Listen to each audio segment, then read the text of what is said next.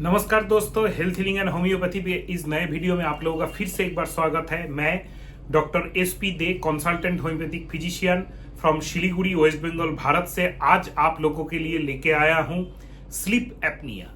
Sleep apnoea एक बहुत ही बड़ा प्रॉब्लम है, बहुत ही दर्दनाक एक प्रॉब्लम सिचुएशन बहुत सारे पेशेंट्स के लिए बन जाता है। बहुत सारे रिक्वेस्ट मेरे पास आ चुके हैं इससे पहले, तो बहुत थोड़ा देर हो गया ये वीडियो बनाते क्योंकि इसका बहुत सारा कार्यकर रेमेडीज है। होम्योपैथी में बहुत सारा ट्रीटमेंट अवेलेबल है। क्या है ये चीज, क्या है, कैसे होता है, कैसे डायग्नोसिस होता है, क्यों होता है, ठीक टाइम में ट्रीटमेंट ना करे तो क्या हो सकता है, होम्योपैथी इसको कहां तक ठीक कर सकता है, कौन से ऐसे रेमेडीज है जो आप अपने से घर में इसको ले सकते हैं इरेस्पेक्टिव ऑफ ऑल भी ट्रीटमेंट, दूसरा कोई भी ट्रीटमेंट चल रहा है तो, और कब आप एक्सपर्ट होम्योपैथी डॉक्टर का सलाह ले सकते हैं, लेके आपको क्या बेनिफिट हो सकता है, सब कुछ इस वीडियो को में जानेंगे। तो वीडियो को लेंदी ना करते हुए चलिए शुरू करते हैं। दोस्तों, सबसे इंपॉर्टेंट पार्ट होता है होम्योपैथी में कि कोई भी चीज को कंप्लीटली आपको समझना पड़ेगा। तो स्लीप एपनिया के बारे में स्टार्टिंग से हम लोग अगर बात करना स्टार्ट करें तो ये जो बीमारी है जो हम लोग कॉमनली देखते हैं, जो सोता है खराटे लेता है, इसी को ज्यादा जब सीवियर हो जाता है स्लीप एपनिया बोला जाता है। मोटा मोटी अगर हम लोग ये समझ ले तो इसी को हम लोग स्लीप एपनिया बोलते हैं। नेक्स्ट क्या होता है, सिम्टम्स कैसे पता चलेगा कि किसी का स्लीप एपनिया होता है? लाउड स्नोरिंग, बहुत ज्यादा खराटे लेना, एयर हंगर, मतलब जब सोया हुआ है आदमी, खराटे लेते लेते मुंह हा हो जाता है, सांस लेते लेते कभी उठ के बैठ जाता है या उसका दम घुटने लगता है सोते सोते, इसी को स्लीप एपनिया बोला जाता है। तो ये सिम्टम्स किसको ज्यादा होने का चांसेस है? जिनका स्नोरिंग का हैबिट है, मतलब खराटे लेने का हैबिट है बहुत दिनों से, उसके साथ ओबेसिटी है, सेंट्रली ओबेसिटी, एक्स सिंड्रोम जिसको बोला जाता है, पेट ज्यादा भारी, हाथ पैरों में उतना ज्यादा फैट नहीं है, मतलब मस्कुलर बॉडी नहीं है, लेकिन पेट बहुत ज्यादा बाहर निकला हुआ है, ऐसे पेशेंट्स को स्लीप एपनिया होने का ज्यादा प्रॉब्लम रहता है।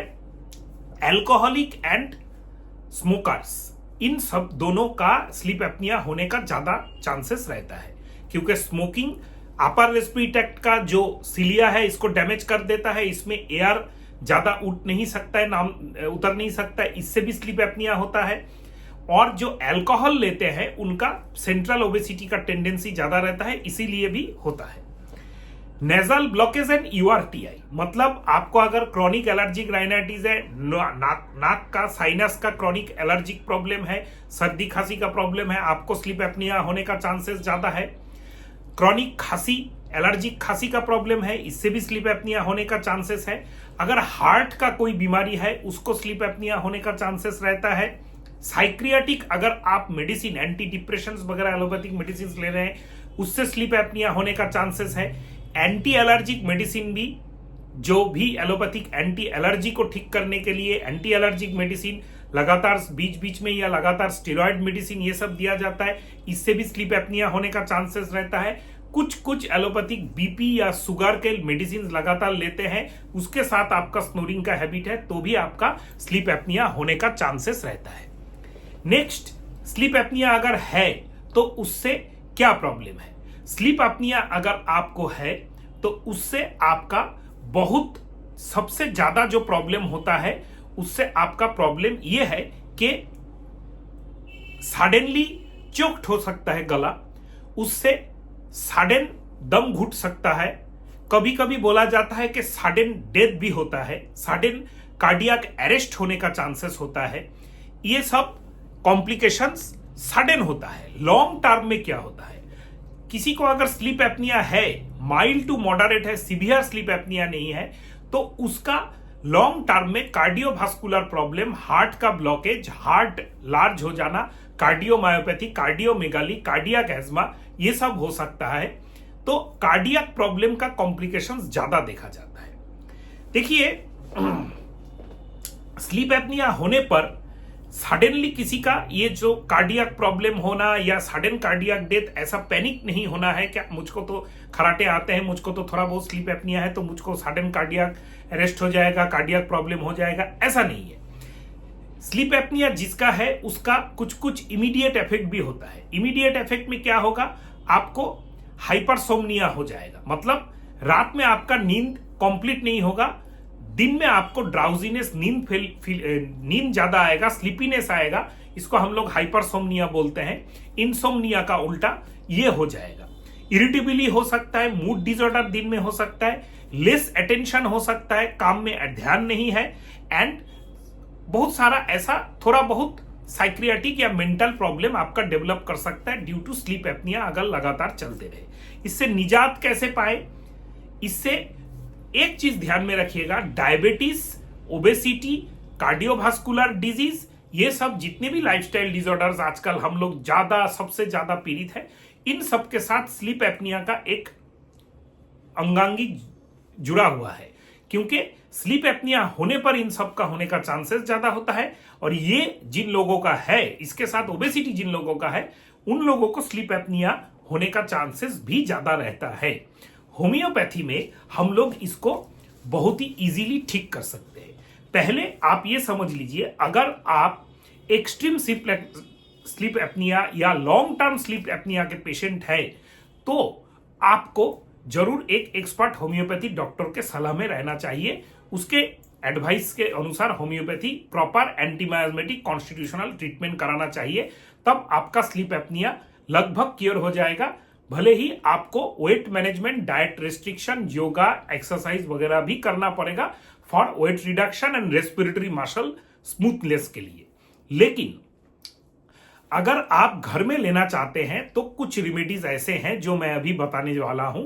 इरेस्पेक्टिव ऑफ आप डायबिटीज के मेडिसिन ले रहे हैं, कोई भी पैथी के, एलोपैथी, होम्योपैथी, आयुर्वेदा, या आप बीपी के मेडिसिन ले रहे हैं, हार्ट का मेडिसिन ले रहे हैं, उसके साथ भी आप ये मेडिसिन ले रहे हैं, लेकिन इसको लेने का कुछ ग्राउंड्स होता है, वो आप सुन लीजिए, उसके हिसाब से आपको कैलकुलेट करके ये मेडिसिन लेना पड़ेगा। पहले फास्ट जो है, अगर आपका क्रॉनिक नाजल ब्लॉकेज है, नाक बंद रहता है, पुराना सर्दी खांसी का प्रॉब्लम है, नाक में जो एडिनॉइड्स हमके होते हैं, यहाँ पे और यहाँ पे हम लोगों का जो ग्लैंड होता है एडिनॉइड्स, ये एनलार्ज रहता है, तो आपका मेडिसिन है एग्रापिस नाट।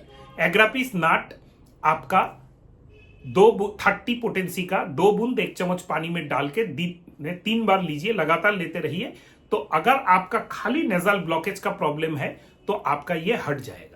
इसके साथ अगर आपका छींक आने का प्रॉब्लम, नाक से ग्रीनिश येलोइश डिस्चार्ज होने का प्रॉब्लम, बहुत ज्यादा पुराना क्रॉनिक एलर्जिक राइनाइटिस, और सोते ही नाक बंद और नाक में एकदम नेजल ब्लॉकेज हो जाना, nasal blockage when you lying down, ये सिम्टम्स ज्यादा है, इस आपको लेना पड़ेगा पाल्सेटिला 30।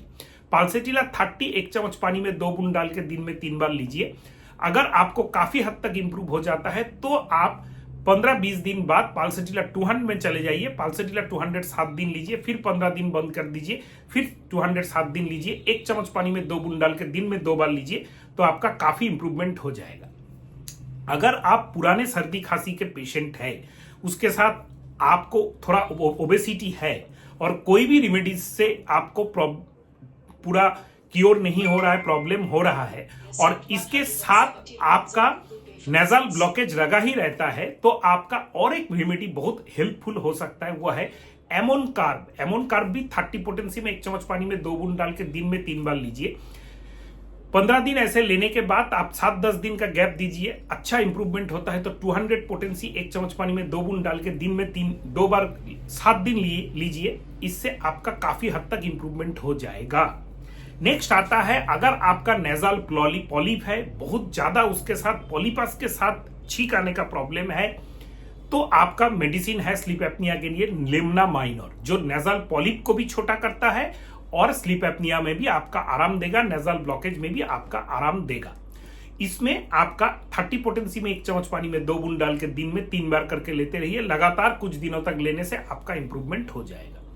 नेक्स्ट आपका आता है, काफी पेशेंट्स हम लोगों को कंप्लेन करते हैं कि मुझको ओबेसिटी है, डायबिटीज है, उसके साथ सीओपीडी है, सीपैप लगाना पड़ता है लेकिन फिर भी आराम नहीं होता है, स्लीप एपनिया एक्सट्रीम लेवल पे जा रहा है।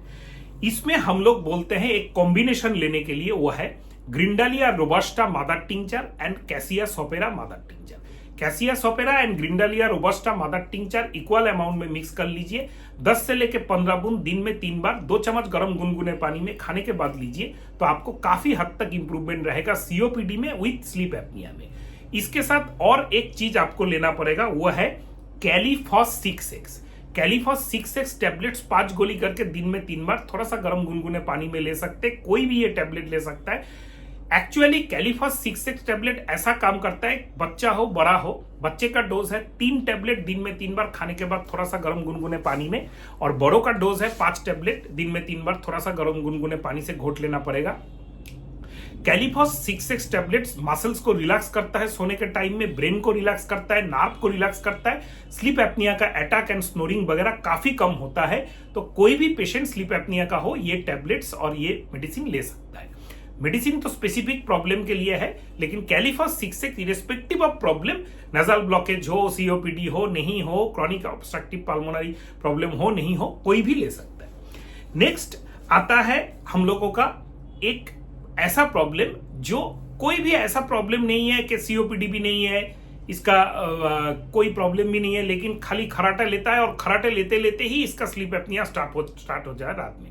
इसमें हम लोगों का 2 रेमेडीज है, लैकेसिस एंड ओपियम। अगर आप उतना ज्यादा मोटे नहीं है, अगर आप बहुत ज्यादा टॉकेटिव है, गर्मी आपको बहुत ज्यादा लगता है, तो आपका रेमेडी है लैकेसिस। लैकेसिस आप 30 पोटेंसी में लीजिए, 1 चम्मच पानी में 2 बूंद डाल के दिन में 2 बार करके या 3 बार करके लीजिए, कुछ ही दिनों में आपका इंप्रूवमेंट हो जाएगा। लेकिन लैकेसिस 201 मैं आपको डॉक्टर के प्रिस्क्रिप्शन के बिना लेने का एडवाइस नहीं करूंगा। ये थोड़ा सा डीप एक्टिंग मेडिसिन है। अगर ये 201 में आप लेना चाहते हैं, आपको लगता है कि मैं लैकेसिस से इंप्रूव कर रहा हूं, तो आप जरूर डॉक्टर को कंसल्ट कर लीजिए। ओपियम हम लोग स्लीप एपनिया में अक्सर यूज करते हैं। ओपियम से रिलीफ भी बहुत जल्दी मिल जाता है। पेशेंट्स थोड़ा सा सोते ही नींद आ जाता है। नींद जो होता है उसका आंख थोड़ा सा हाफ क्लोज रहता है, कोमाटोस टाइप का नींद होता है, उसमें स्लीप एपनिया होता है। ओबेसिटी नहीं हो भी सकता है, लेकिन सीओपीडी, रेस्पिरेटरी प्रॉब्लम ये सब उतना ज्यादा नहीं रहता है। इन सब केसेस में आप ओपियम यूज कर सकते हैं। ओपियम 30 1 चम्मच पानी में 2 बूंद डाल के दिन में 3 बार लीजिए। लगातार कुछ दिनों तक लेने के बाद काफी हद तक इंप्रूवमेंट आएगा। इसके बाद 200 पोटेंसी 1 चम्मच पानी में 2 बूंद डाल के दिन में 2 बार लीजिए, तो आपको काफी इंप्रूवमेंट हो जाएगा। ये सब लेने के बाद भी अगर कोई प्रॉब्लम आपका हो, या आपका इंप्रूवमेंट ना हो, या कुछ हद तक इंप्रूवमेंट होकर रुक जाए, तो आप जरूर अपने नियरेस्ट होम्योपैथी डॉक्टर से भेंट कीजिए। अच्छा होम्योपैथी डॉक्टर ढूंढने के लिए मेरे चैनल पर ऑलरेडी एक वीडियो है, how to find good homeopathy doctor nearby me बोल के मेरा ऑलरेडी एक वीडियो है। सर्च कर लीजिएगा मेरा नाम डाल के, वीडियो का टॉपिक डाल के, तो आपको यूट्यूब के सर्च बार में डायरेक्ट वीडियो आ जाएगा। और अगर आप कुछ और जानना चाहते हैं, हम लोग का ऑनलाइन ट्रीटमेंट लेना चाहते हैं, तो मेरे इस वीडियो के नीचे जो व्हाट्सअप नंबर में उसमें व्हाट्सअप कर दीजिएगा, कॉल मत कर दीजिएगा दोस्तों। वीडियो के जो कमेंट बॉक्स में कमेंट कीजिएगा। हर इनक्विजिटिव कंस्ट्रक्टिव कमेंट का मैं आंसर देता हूं। बहुत सारे फालतू कमेंट्स भी आते हैं, वैसे कमेंट्स को अवॉइड करता हूं। और अगर आप मेरे चैनल में नए हैं, चैनल को सब्सक्राइब करके बेल आइकन को प्रेस कर दीजिएगा। नमस्कार दोस्तों।